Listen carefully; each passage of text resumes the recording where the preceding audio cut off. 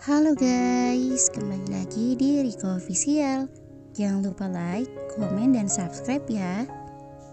Senin pagi, saat Anya baru duduk di kubikelnya dengan wajah berseri-seri, sambil tak bosan-bosannya menatap sesuatu di jari manisnya. Cantik sekali kak, Arini hampir memekik keras saat melihat cincin berlian solitaire melingkar di jari manis tangan kanan Anya. Namun Anya buru-buru memberi isyarat dengan telunjuk menempel di bibirnya. Frank and Co.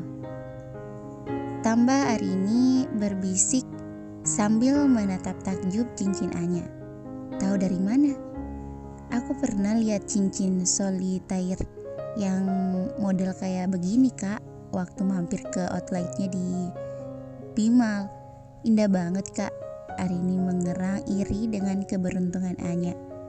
Anya tersenyum membanggakan cincin pemberian Pasha. Duh, kapan ya Arini dikasih cincin kayak gini? Keluh Arini dengan sorot mata tampak begitu mendamba. Makanya minta dilamar dong sama pacar kamu, sahut Anya. Bayangan Arta sempat terlintas di benaknya. Bukankah Arta dan Arini mulai berpacaran? Kayaknya habis dilamar. Arini lebih terkejut lagi. Matanya sampai terbelalak lebar. Iya, kemarin waktu di Lombok, wajah Anya makin berseri-seri mengingat momen romantis saat Pasha melamarnya secara pribadi. Setelahnya lelaki itu berjanji akan melamar secara resmi bulan depan pada ayah Anya di Aceh. Anya jadi tidak sabar menanti hari itu. Duh Gusti, Arini mendadak mengusap dada dengan wajah prihatin. Padahal Anya berharap Arini akan mengucapkan selamat. Bukannya malah tampak seperti orang yang habis tertimpa musibah. Muka kamu kenapa dek? Kok mendadak sedih? Gak apa-apa kok kak, Arini meringis. Selamat ya kak, ucapnya kemudian. Kak, aku boleh ya ambil foto cincin di jari Kak Anya? Pinta Arini tiba-tiba meminta izin. Untuk apa? Anya tertawa geli dengan permintaan Arini. Karena aku penggemar Frank and Co kak. Arini beralasan sambil mengarahkan kamera ponselnya ke arah cincin di jemari tangan Anya. Sudah, makasih ya kak. Arini memperlihatkan foto cincin Anya di layar ponselnya, lalu kembali menuju mejanya dan diam-diam mengetik sesuatu di ponselnya untuk seseorang. Karta sudah tahu. Sambil ia kirimkan serta foto cincin di jari manis Anya pada Arta. Sudah dek, tabah ya kak. Makin nyesek dek, ngapain juga kamu kirim foto cincinnya segala. Maaf kakak, aku gak bermaksud. Tapi hati kakak bukan buatan pabrikan kan. Untungnya buatan Tuhan dek, tahan banting. Arini melirik lagi pada Anya yang masih memandangi cincinnya sambil terus tersenyum bahagia. Arini yakin Arta saat ini pasti merasa patah sepatah-patahnya hati. Arini tahu benar perasaan Arta pada Anya.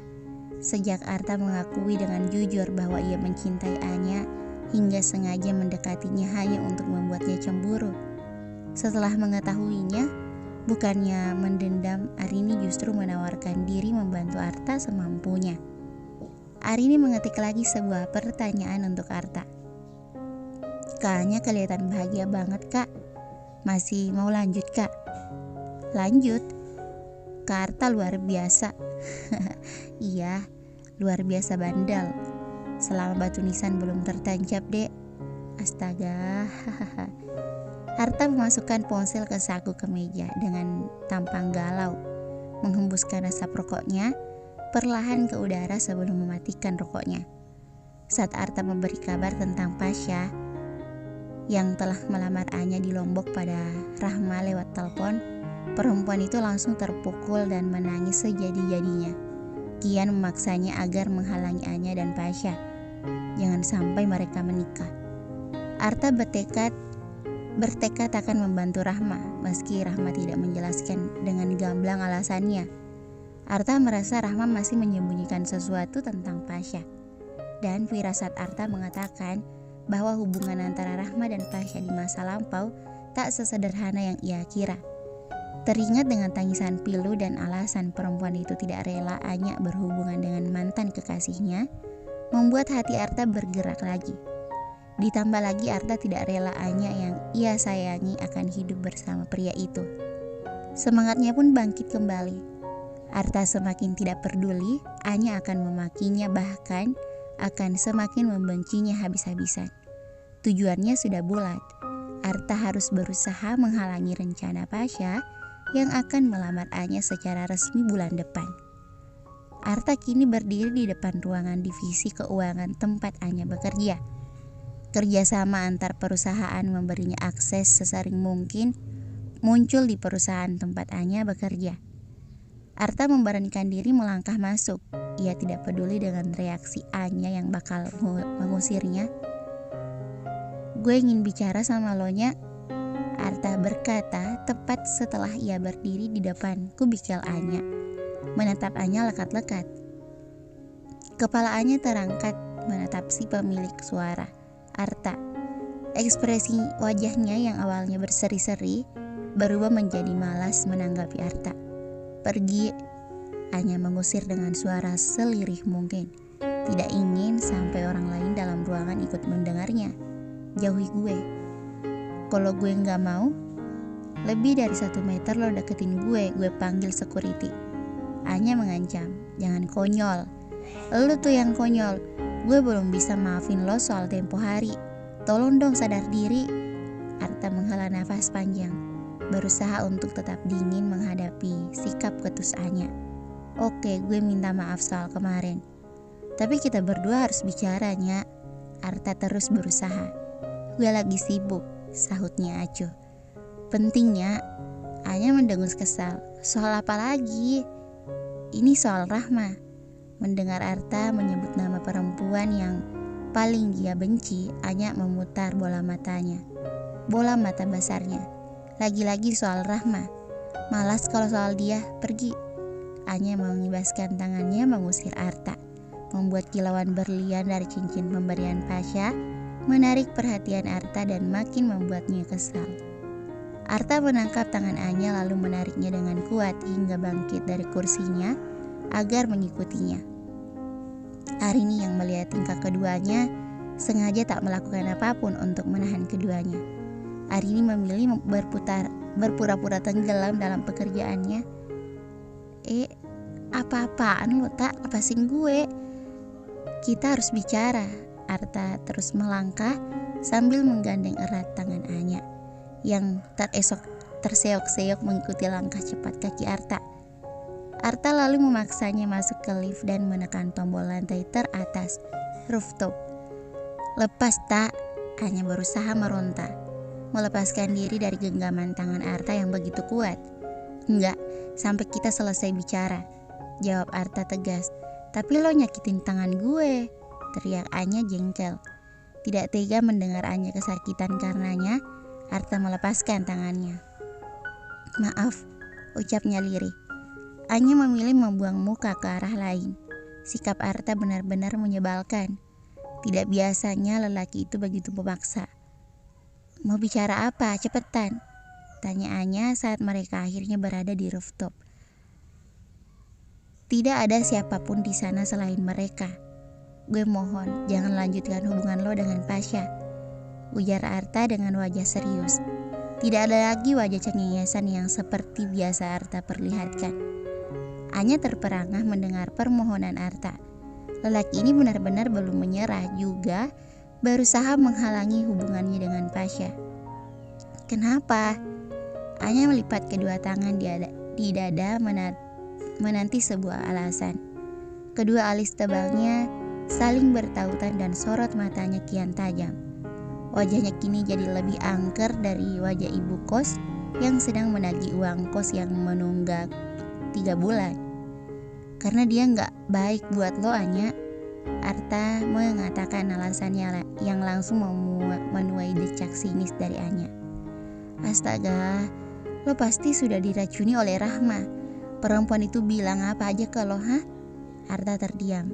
Ia sudah menebak sebelumnya Anya bakal tidak senang jika mendengar soal Rahma, istri ayahnya yang amat ia benci selama bertahun-tahun.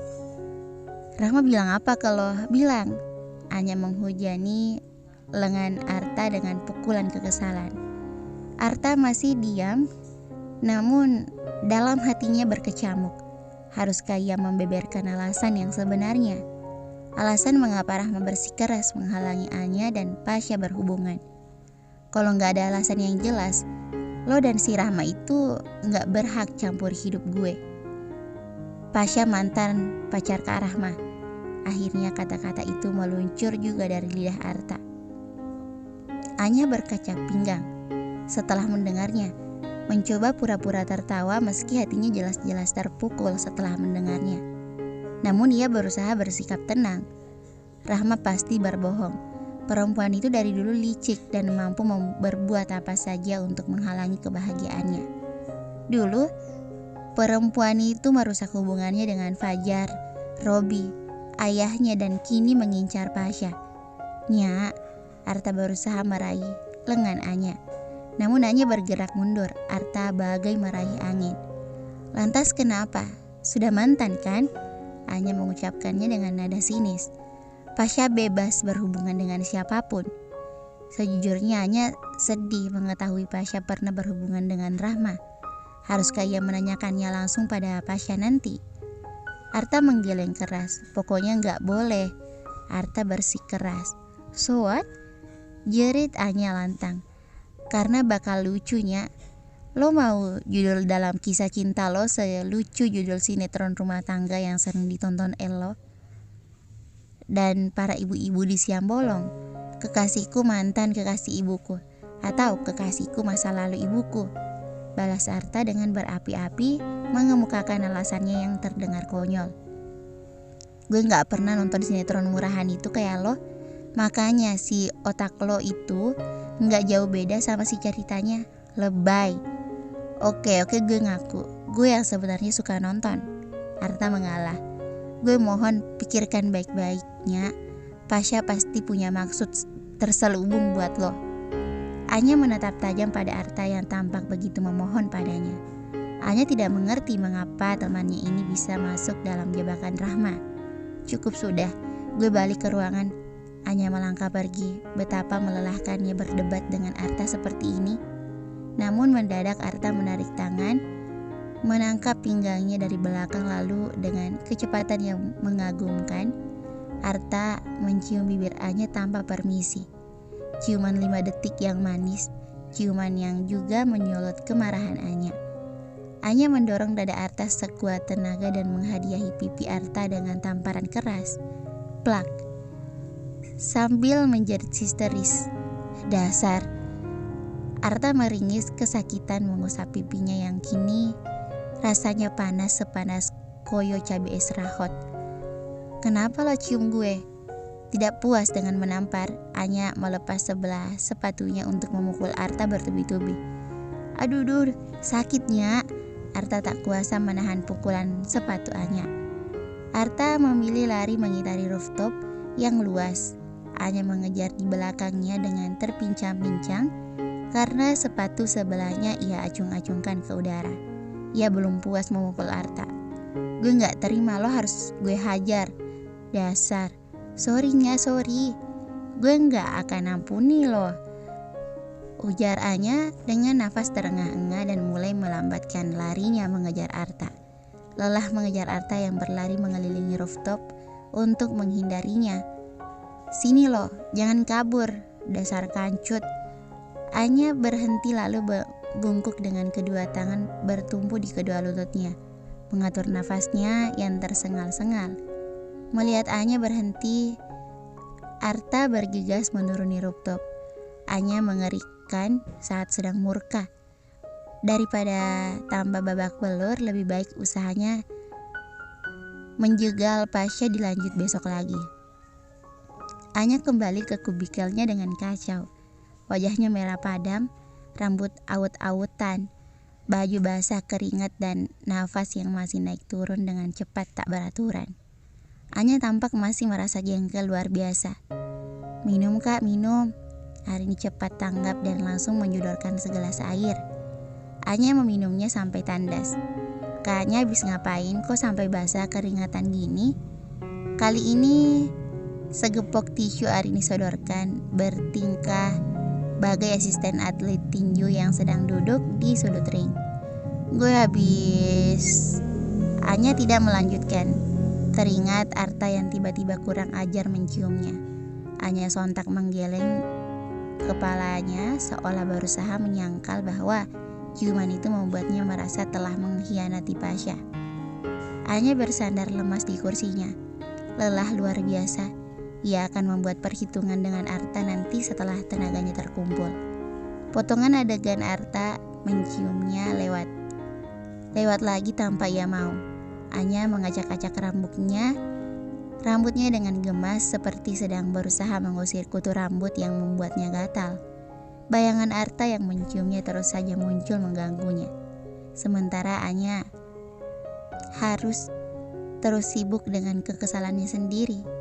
Arini diam-diam merekamnya dengan video kamera ponsel lalu mengirimkannya pada Arta. Kayaknya habis diapain sih kak? Kok ngamuk-ngamuk begini? Arini mengirim video pendek Anya yang tampak sedang uring-uringan. Di dalam mobil masih di parkiran kantornya Anya bekerja, Arta tersenyum menonton berkali-kali rekaman video kiriman Arini. Setelahnya, Arta mengirim balasan dengan riang. Habis gue cium. Bersambung, thank you for watching.